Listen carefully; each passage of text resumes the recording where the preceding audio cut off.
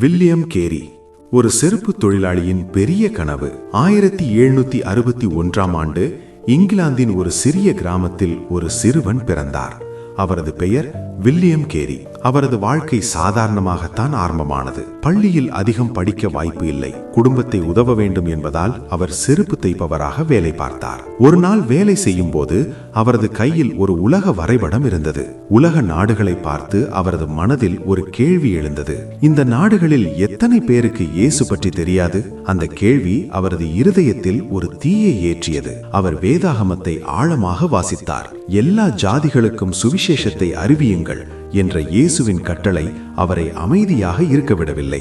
1792ஆம் ஆண்டு தேவன் பெரிய காரியங்களை செய்வார் என்ற உறுதியுடன் அவர் சொன்னார், தேவனிடத்தில் பெரியவற்றை எதிர்பாருங்கள், தேவனுக்காக பெரியவற்றை செய்ய முயலுங்கள். அடுத்த ஆண்டு எல்லா சிரமங்களையும் தாண்டி அவர் இந்தியாவிற்கு புறப்பட்டார். புதிய நாடு, புதிய மொழி, புதிய கலாச்சாரம், பணத்தட்டுப்பாடு, குடும்ப துயரங்கள், பல தடைகள்.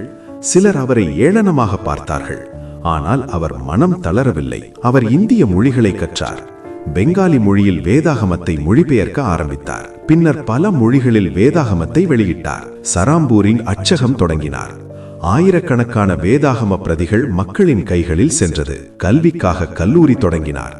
சமூகத்தில் இருந்த தீய பழக்கங்களுக்கு எதிராக குரல் கொடுத்தார். ஒரு சாதாரண செருப்பு தொழிலாளி, ஆனால் தேவனுடைய கரங்களில் ஒரு சக்தி வாய்ந்த கருவி. கதை நமக்கு சொல்லும் செய்தி. வில்லியம் கேரியின் வாழ்க்கை நமக்கு நினைவூட்டுவது, சிறிய தொடக்கம் இருந்தாலும் தேவன் பெரிய முடிவை கொடுக்க முடியும். சிரமங்கள் வந்தாலும் அழைப்பை விடக்கூடாது. உலகத்தை மாற்றும் கனவு ஒரு மனிதரின் இருதயத்தில் ஆரம்பிக்கலாம். தேவனுக்காக வாழ தீர்மானித்த ஒருவர் தலைமுறைகளை பாதிக்க முடியும். இன்று நாம் எங்கு இருந்தாலும், சாதாரண வேலையில் இருந்தாலும், சிறிய ஊரில் இருந்தாலும் தேவன் நம்மை பயன்படுத்த முடியும். நாம் பெரிய தேவனை சேவிக்கிறோம். ஆகையால் பெரிய விசுவாசத்துடன் வாழ்வோம்.